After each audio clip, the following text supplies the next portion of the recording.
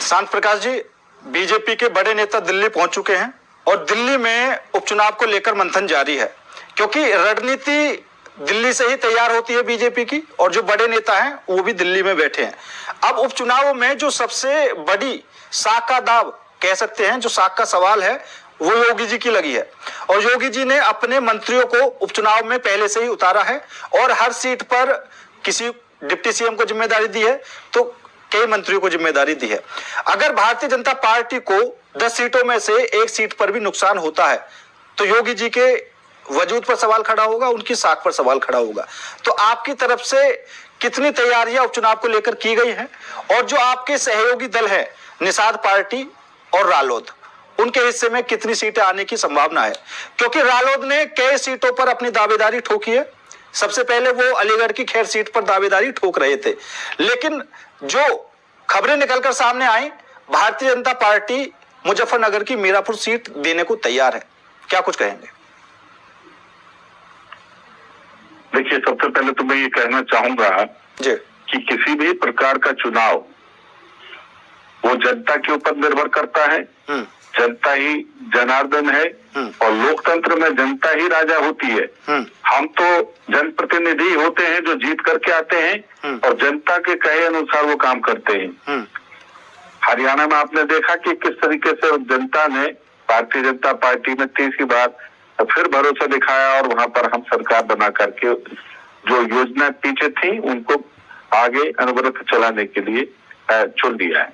ठीक उसी तरीके से हम उत्तर प्रदेश में बहुत बेहतर कार्य कर रहे हैं और मान करके चले कि दूसरा टर्म जो चल रहा है हमारा, वो बहुत बेहतर तरीके से डेवलपमेंट को लेकर के और प्रगति को लेकर के चल रहा है और वो साफ तौर पर दिखाई भी दे रहा है।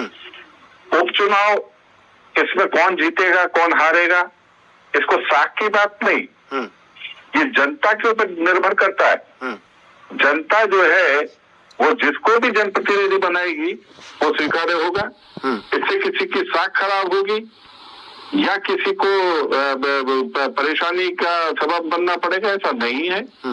हम जो योजनाएं हैं, प्रदेश की योजनाएं हैं, केंद्र की योजनाएं हैं, वो जन जन तक पहुंचाएं और उसके लिए योगी जी ने और भारतीय जनता पार्टी संगठन ने तमाम बड़े पदाधिकारियों के साथ साथ तमाम कार्यकर्ताओं को क्षेत्र में भेज दिया है, ताकि जो सरकार की योजनाएं हैं उसका विधिवत रूप से जनता में जाकर के जानकारी हो, जानकारी मिले और वो सुनिश्चित कर सके कि आगामी 2027 तक जिस विधायक को हमने यहाँ पे जनप्रतिनिधि बनाना है वो उन योजनाओं को अनवरत चलाता रहेगा। और जनता ये भी जानती है कि अगर हम सरकार के साथ चलेंगे तो हमारे को उन योजनाओं का सीधे तौर पर लाभ मिलेगा। अगर सरकार से विपरीत दिशा में चलने वाले किसी भी जनप्रतिनिधि को विधायक बनाया जाएगा, किसी भी व्यक्ति को, तो कहीं ना कहीं जो क्षेत्र है वो उसका दंश झेलता है। बेशक से आप अपनी चॉइस से किसी को विधायक बना ले, मगर कहीं ना कहीं जो है सरकार के साथ तालमेल ना होने का खामियाजा है वो जनता को भुगतना पड़ता है। बिल्कुल ठीक है, लेकिन रतन तिवारी जी ने साफ बोल दिया कि हमने तो अपनी गलतियों से हमेशा सीखा है और आगे भी सीखेंगे। तो उपचुनाव को लेकर आपका आत्मविश्वास कैसा है, या फिर जो आपने शुरू में कहा कि जनता जिसको चुनेगी वही मान्य होगा? देखिए, ये उपचुनाव केवल उत्तर प्रदेश में नहीं हो रहा बल्कि कई राज्यों में हो रहा है, लगभग 50 से ज्यादा सीटों पर हो रहा है। तो इसलिए ये कहना कि केवल जो उत्तर प्रदेश के ऊपर ही हम केंद्रित हैं, अन्य राज्यों में भी उपचुनाव हो रहे हैं, हमारा निगाह उस पर भी है। और इसके अलावा 2 राज्यों में, झारखंड और मध्य प्रदेश, महाराष्ट्र में भी मुझे लगता है कि इसके साथ ही चुनाव होगा। तो इस तरीके से ये एक, जिस तरीके से अभी हरियाणा और जम्मू कश्मीर का चुनाव हुआ है, ये उपचुनाव भी उसी प्रकार से एक पूरी गर्मजोशी के साथ में कई राज्यों में होने वाला है। कुछ में उपचुनाव कुछ सीटों पर है और 2 बड़े राज्यों में जैसे झारखंड और मध्य प्रदेश, महाराष्ट्र में चुनाव होने वाला है। जाहिर सी बात है कि ये सीधे तौर पर पार्टियों के ब्लूप्रिंट वो क्या पेश करती है जनता के बीच में, और भारतीय जनता पार्टी ने या कि जो भी सरकारें हैं अब उन काबिल हैं, उन्होंने अपने अपने स्टेट में क्या काम किया उसके आधार पर तय होने वाला है। भारतीय जनता पार्टी केंद्र में जो योजनाएं चला रही है, प्रदेश में जो योजनाएं चला रही है, उस पर निर्भर करने वाला है चुनाव। कि किसी सूरत में पहले हरियाणा में ऐसा हुआ या अरविंद केजरीवाल जी ने वैसा कहा, ऐसा नहीं है। पूरी तरीके से जनता अपने क्षेत्र में जो काम हो रहा है, जनप्रतिनिधि जिसको खड़ा किया जा रहा, इन सबको देख करके जनता तय करने वाली है। और हम कई राज्यों में 3-3 दफा जो है, लगातार 2 दफा 3 दफा सरकार बना चुके हैं। हरियाणा तीसरी दफा से मतलब जब से सन 66 से हरियाणा बना है, तब से पहली बार तीसरी दफा जो है कि कोई सरकार बनी तो भारतीय जनता पार्टी की बनी है। तो सही मायने में ये देखना होगा कि जनता जो है वो बहुत सोच समझ करके निर्णय ले रही है। लोकसभा में इनका एक जो झूठ का जो नैरेटिव चला, आरक्षण खत्म कर देना है, संविधान खत्म कर देना है, 8500 रुपया धड़ाधड़ जो है वो ठकाठक आना है, ये सब चीजों का जो झूठ का नैरेटिव है वो बिल्कुल पूरी तरीके से उजागर हो चुका है। जनता देख रही है कि जिस सरकार ने पूरे देश को 14 करोड़ शौचालय दिए, उसी शौचालय पर जो है हिमाचल प्रदेश में कांग्रेस सरकार शुल्क लगाने जा रही है। एक शौचालय पर 300 रुपए का शुल्क हम फ्री दे रहे हैं, और आप जो है ना शौचालय के ऊपर शुल्क ले रहे हैं। सीधे तौर पर कथनी और करनी का स्पष्ट जो है बोध होता है, जनता इस चीज को देख भी रही है। तो कहीं भी मुझे नहीं लगता कि कांग्रेस का कहीं कोई वजूद रहने वाला है। कागजों पर पहले तो मैं इनका जवाब देना चाहूंगा, जो अभी अर्बन नक्सलिज्म और इसकी बात कर रहे थे, आतंकवाद की, और दूसरा किस तरीके से पहलवानों की बात, किसान आंदोलन की बात, ये सब जो है ना नैरेटिव कांग्रेस ने जो एस्टेब्लिश किए थे, हरियाणा की जनता ने साफ दिखा दिया कि जो आप इस मुद्दे को उठा रहे हो, किसान का मुद्दा फ्लॉप हो गया, किसान ने हमें वोट दिया। पहलवानों का मुद्दा बिल्कुल पूरी तरीके से जो है फ्लॉप हो गया, पहलवानों ने हमें वोट दिया।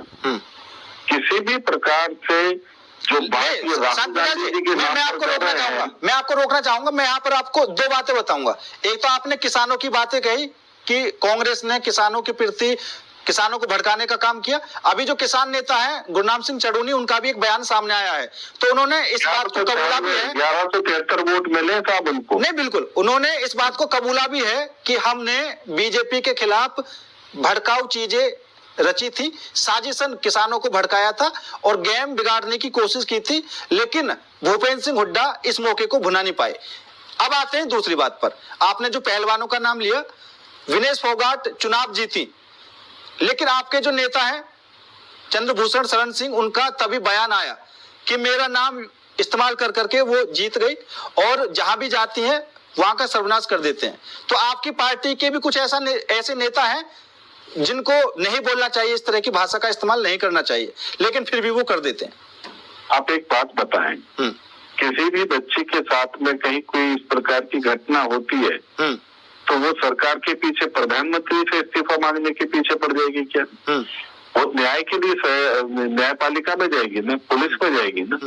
उन्होंने पुलिस में न जाकर, न्यायपालिका में न जाकर धरना दिया और सीधे तौर पर जो है ब्रजभूषण, ठीक है वो आरोपी है नहीं आरोपी, उससे मुझे कोई मतलब नहीं है, वो तय करेगा न्यायपालिका। मगर आप सीधा अटैक कर रहे हैं और उसके नाम पर आप राजनीति पर अटैक कर रहे हैं कि मोदी जी इस्तीफा दें, मोदी जी वहां पर आकर के बात करें। साफ तौर पर दिखाई दे रहा है। एक इससे पहले जो किसान आंदोलन हुआ उसमें एक फर्जी टाइप के एक वो है, घूमते रहते हैं दाढ़ी वाले है, उन्होंने कहा कि हमने तो पटरी बिछाई थी समाजवादी पार्टी के लिए। तो इस प्रकार से एक नैरेटिव वो जनता के बीच में बदहवासी का बनाने का जो इनका षड्यंत्र है वो तो उजागर हो गया। आप इससे अंदाजा लगा लें, इसी को अर्बन नक्सलिज्म कहते हैं। आप एक फर्जी विषय को लेकर के और आप उस पर सरकार को घेरने का काम करते हैं, उसी को अर्बन नक्सलिज्म कहते हैं। जो पूछ रहे ना आतंकवाद जो अर्बन नक्सलिज्म में क्या फर्क है, यही है कि जनता को गुमराह करके और आप हालात ऐसे पैदा कर दो कि मुश्किल हो जाए, सब जगह जो है तबाही के हालात हो जाए, वो चीज जो है अर्बन नक्सलाइट जो लोग हैं वो करते हैं, और वही काम जो है इस वक्त में सीधे तौर पर कांग्रेस का है।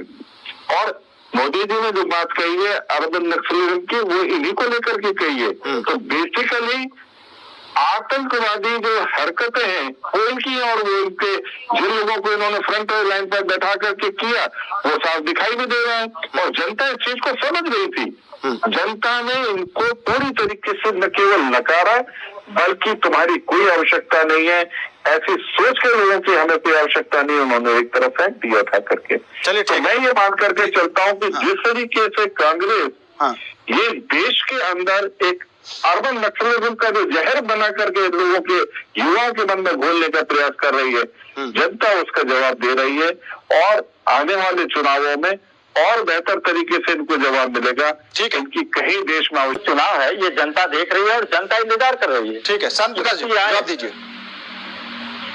देखिए, राकेश यादव जी ने जो बातें कही वो सीधे तौर पर लॉ एंड ऑर्डर से संबंधित बातें हैं। कुछ इन्होंने आंकड़े भी दिए। इन्होंने कहा कि लगभग 15,000 उत्पीड़न के केसेस जो हैं उत्तर प्रदेश में दर्ज हुए, जबकि 3,000 दिल्ली में हुए।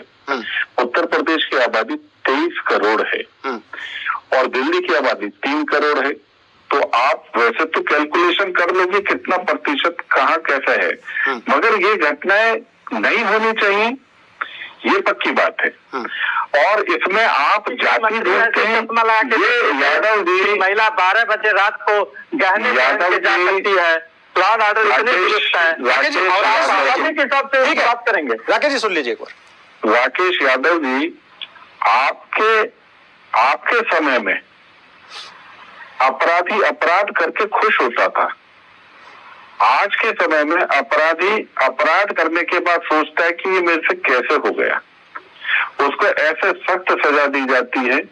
और जो आपने कहा ना बुलडोजर अवैध निर्माणों पर जाता है।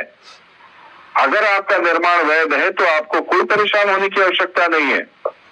इसलिए ये जो बुलडोजर का जो आपने जो फलसफा चला रखा है ना, इस प्रकार का नैरेटिव मत चलाओ।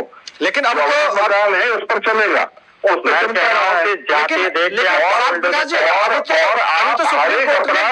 रोक लगाई हुई है। अरे भाई साहब, उस पर नहीं है, उत्तर प्रदेश के बुलडोजर पर नहीं है। उत्तर प्रदेश के बुलडोजर पर अवैध निर्माणों पर नहीं है। मैं बता रहा हूँ आपको, एक भी अवैध निर्माण पर कहीं भी कोई रोक नहीं है। अवैध निर्माण पर आज भी बुलडोजर चलेगा। सड़क पर अगर आपने अतिक्रमण कर रखा है, बुलडोजर वहाँ चलेगा। क्या प्रजाति हो जाएंगे? अरे यादव जी सुनो, मैं कह रहा हूँ, मैं बहुत छोटी सवाल पूछ रहा हूँ कि जो प्रिया मौर्य जो आत्महत्या की पहले वाला बात चलेगा? अरे हम भी तो पूछ रहे हैं ना आपसे। मैं आपसे पूछ रहा हूँ कि जो प्रिया मौर्य जो आत्महत्या की थी छेड़छाड़ के मामले में, राजकुमार सिंह के घर बुलडोजर चलेगा क्या? अमर भैया अगर उसका अवैध निर्माण होगा तो चलेगा। घर बुलडोजर चलेगा? ठीक है, ठीक है, ठीक है, बात कही है ना, घर चलाइए। तो मैं तरफ से मैं आपको जाति देख करके आप ये बातें नहीं फैलाओ, दुर्व्यवहार मत कराओ। जिला अपराध किया है उसमें सजा जो है वो सजा मिलेगी। आप करेंगे, आप ये बताइए। चलिए ठीक है,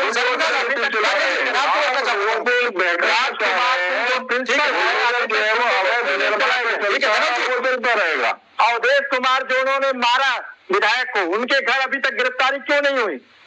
उनके घर। चलिए ठीक है, मैं रोक लेता हूँ। धनोज जी लास्ट कमेंट आपका, क्योंकि अभी जो ये हर तरह का आरोप लगा रहे हैं, तो समाजवादी पार्टी में भी कई बड़ी घटनाएं हुई।